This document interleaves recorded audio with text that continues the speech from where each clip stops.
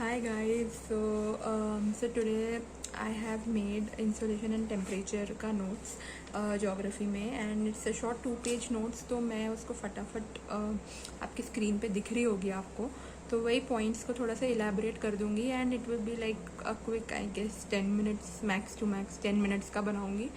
सो जल्दी हो जाता है तो बढ़िया है, तो फटाफट उसको रिवाइज कर लेते हैं. ठीक है.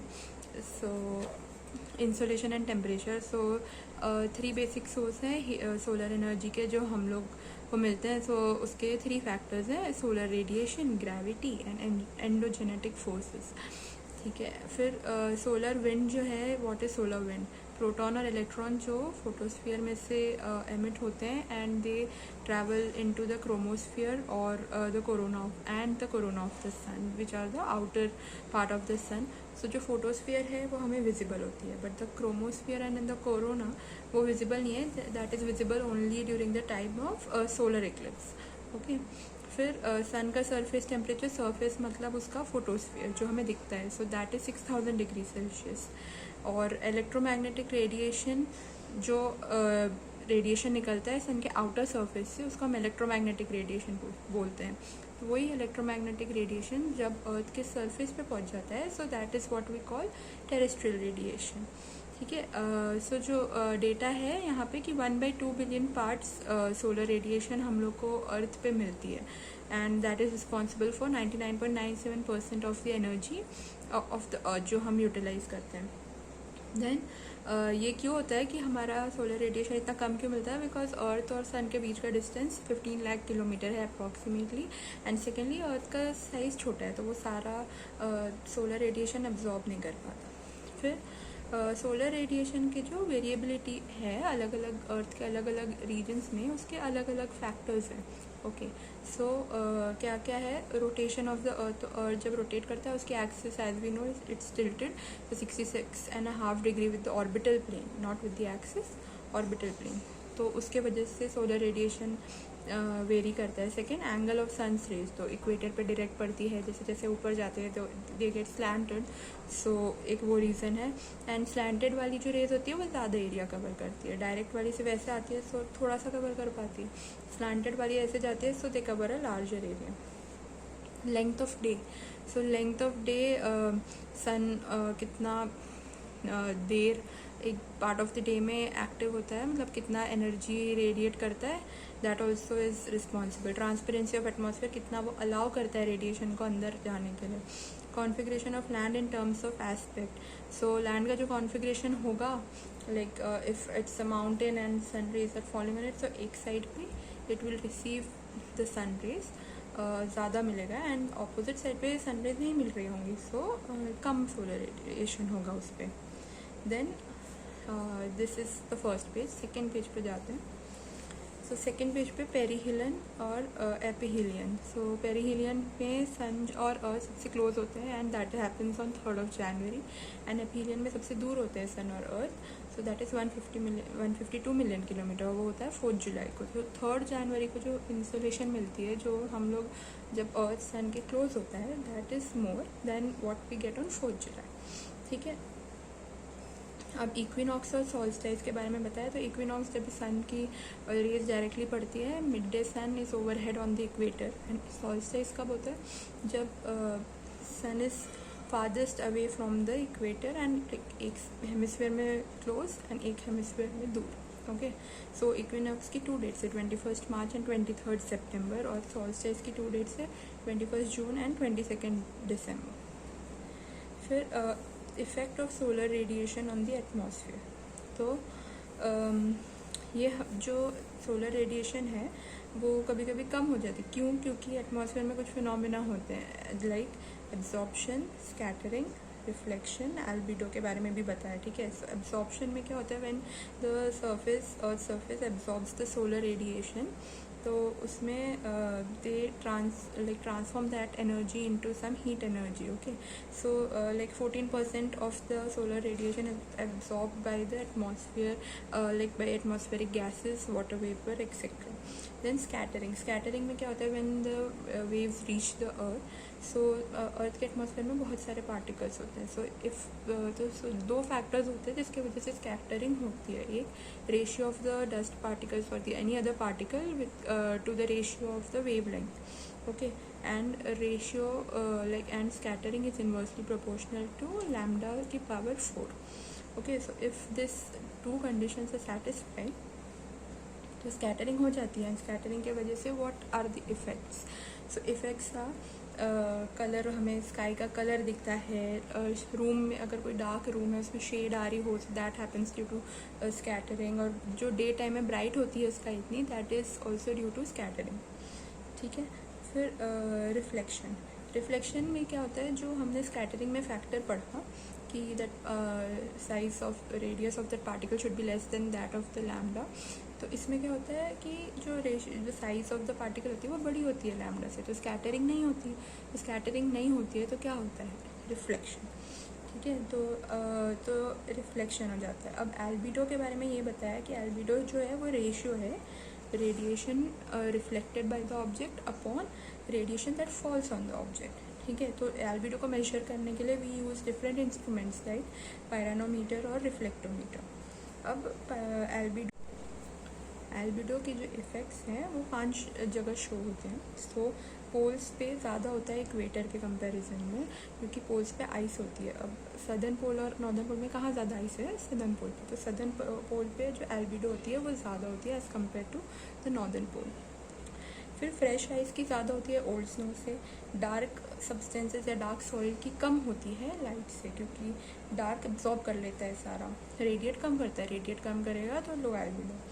बेयर सरफेस की ज़्यादा होती है vegetation, like vegetation curved surface से, क्योंकि कुछ ऑब्स्ट्रक्ट नहीं करता तो वो पूरा रिफ्लेक्ट कर देता है. तो ज़्यादा रिफ्लेक्ट करेगा इसका मतलब एल्बिडो हाई है. फिर मॉर्निंग और इवनिंग के टाइम पे एल्बिडो हाई होती है as compare to that of noon times. अब थर्ड पेज पे करते हैं. सो थर्ड पेज पे है heat budget. So what is heat budget. जो इनकमिंग शॉर्ट वेवलेंथ की रेडिएशन आती है अर्थ के सरफेस पे, और जो earth surface long radiation reflect करता है, उसका जो बैलेंस मेंटेन होता है, उसकी वजह से temperature of the earth stage at 15 degree Celsius. So that is what we call the heat budget. अब ऐसा तो लैटिट्यूडनल हीट बैलेंस. तो इसमें क्या होता है कि इक्वेटर पे it should be high temperature और पोल्स पे कम टेम्परेचर, ये होता है. बट हम जैसे जैसे इक्वेटर से दूर जाते हैं, हम लोग कॉमन सेंस तो ये कहता है कि टेम्परेचर ग्रेजुअली डिक्रीज करनी चाहिए, बट ऐसा नहीं होता है. क्यों? क्योंकि जो giant thermal engines like atmosphere का जो विंड करेंट्स होते हैं, air currents and ocean currents होते हैं, ये क्या करते हैं कि they transfer hot to cold and cold to hot. So उसकी वजह से क्या बैलेंस मेंटेन हो जाता है लैटिट्यूड्स का. Now heating and cooling of atmosphere. So इसके लिए 4 फिनोमिनन बताए हैं. सो डायरेक्ट इंसुलेशन, मतलब डायरेक्ट सरफेस पर पड़ रही है तो हीट अप हो जाती है बॉडी. टेरेस्ट्रियल रेडिएशन, जो जो अर्थ के सरफेस को रिसीव होती है solar energy, that is terrestrial radiation. Okay. Conduction, जब भी दो ऑब्जेक्ट्स कांटेक्ट में आ जाते हैं और उसके बीच में जब हीट ट्रांसफर होता है. ठीक है. हाँ. So what is convection. Upward और downward movement of masses of air or water, anything like उसमें upward या downward movement, vertical होनी चाहिए जो movement, that is convection. फिर advection. So advection में क्या horizontal movement होता है कि एक latitude से different latitude पे जा रहा है, so that is convection. ठीक है. now factors for temperature variation. latitude और distance from equator पहला factor. so इसमें क्या होता है कि जितना जितना इक्वेटर से दूर जाएंगे उतना उतना टेम्परेचर कम होता जाएगा. ऑल्टीट्यूड और height above the mean sea level. इसमें as we go up in height temperature decreases. ये तो बेसिक कॉमन सेंस. और ये रीजंस भी दिए हुए हैं इसके. एक, क्योंकि अर्थ का जो सरफेस है हम उससे दूर जा रहे हैं, और अर्थ का सरफेस सोर्स है हीट का, क्योंकि वो एब्जॉर्ब कर रही है. And density of atmosphere decreases. तो डेंसिटी डिक्रीज हो जाएगी, इसका मतलब टेम्परेचर बढ़ रहा है, क्योंकि एयर मॉलिक्यूल्स ज़्यादा स्पेस अप हो रहे हैं तो वो ऊपर राइज कर रहे हैं. ठीक है. फिर uneven distribution of land and water, differential heating of land and water. ये क्या होता है, लैंड एंड वाटर, जैसे कि आप कोस्टल एरियाज़ में कोई भी एरिया जहाँ पे लैंड और वाटर पास में होंगे वहाँ पे वाटर की हाई स्पेसिफिक हीट कैपेसिटी होती है। सो हीट एनर्जी वो एब्जॉर्ब करने में जो करता है, जो उसको अपना 1 डिग्री सेल्सियस बढ़ाने के लिए बहुत टाइम लगता है, ठीक है। तो लैंड का तुरंत से बढ़ जाता है। सो अब डिफरेंस हो गया टेम्परेचर में, लैंड पे अलग है और वाटर पे अलग है। So that is difference in temperature. हाँ, प्रिवेलिंग विंड्स, सो प्रिवेलिंग विंड्स में लैटिट्यूड मूवमेंट होता है। कोस्ट पे ओशन से लैंड पे जो विंड जारी होगी वो, माउंटेन से वैलीज में जो विंड जारी होगी वो, they create a change in the temperature.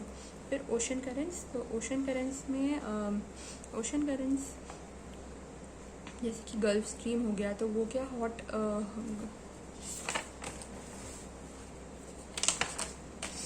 हाँ, तो ओशन करेंट्स में क्या होता है कि जो वार्म ओशन करेंट्स होती है वो ट्रॉपिकल एरिया से टेम्परेट में लेके चली जाती है, और कोल्ड जोन्स और जो कोल्ड जोन्स होते हैं वहाँ का टेम्परेचर बढ़ा देती है। जैसे कि गल्फ स्ट्रीम जो average temperature coastal areas of north western Europe में बढ़ाती है, एंड कुरोशियो वार्म करेंट जो जापानीज कोस्ट पे टेम्परेचर बढ़ाती है। अब कभी कभी जो ओशन करेंट्स होते हैं वो टेम्परेचर लोअर भी कर देते हैं अगर वो कोल्ड रीजन से आ रहे होंगे, लाइक लैब्राडोर, पेरू, कैलिफोर्निया, क्यूराई, ये सब से। और ओशन करेंट्स के फिनोमेना की वजह से ईस्ट कोस्ट जो होता है वो वेस्ट कोस्ट से ज़्यादा वार्म होता है, ठीक है। क्लाउड्स एंड रेनफॉल, फिर क्लाउड्स एंड रेनफॉल में अगर रेनफॉल ज़्यादा हो रही होगी तो जो क्लाउड्स होते हैं वो रिफ्लेक्ट कर देते हैं सोलर रेडिएशन को, तो टेम्परेचर कम रहता है उस एरिया का। और रेनफॉल की वजह से भी प्रेसिपिटेशन हो रहा है तो टेम्परेचर कम होती है उस एरिया की। तो उससे क्या होता है कि इक्वेटर एरियाज जो है वहाँ का टेम्परेचर लेस होता है डेजर्ट एरियाज़ के कंपेरिजन, ठीक है। फिर टेम्परेचर एनामली मतलब सेम लैटिट्यूड पे डिफरेंट टेम्परेचर, क्योंकि लीव्स होते हैं अलग अलग हाइट होती है ऑब्जेक्ट्स की फिजिकल फीचर्स की। So that is thermal anomaly. Temperature inversion, तो टेम्परेचर इन्वर्जन में क्या होता है कि जनरली हमने अभी ये पढ़ा कि जब ये ऑल्टीट्यूड के साथ हम ऊपर जाते हैं टेम्परेचर जो है वो डिक्रीज़ होती है, बट टेम्परेचर इन्वर्जन में होता है कि जब हम ऑल्टीट्यूड में ऊपर जा रहे हैं तो टेम्परेचर इंक्रीज़ हो रही है।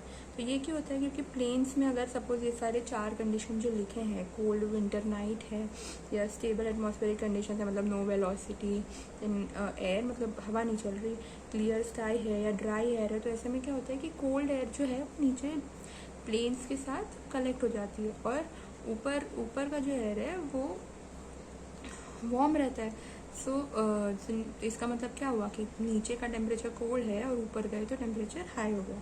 फिर माउंटेन एंड वैलीज़ में भी ऐसा होता है कि उसमें क्या हो जाता है कि वैलीज़ में जो सुबह के टाइम पे जो कोल्ड एयर है वो डेंस होती है, तो वो क्या होता है कि वो डेंस है तो वो वैली में जाके सिंक हो जाती है।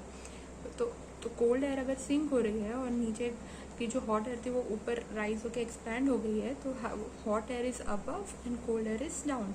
हम अगर हाइट के साथ वेरिएशन देखेंगे तो जो टेम्परेचर है वो इंक्रीज़ हो रहा है, so that is temperature inversion. फिर UHI, warmer urban areas and surrounding rural areas.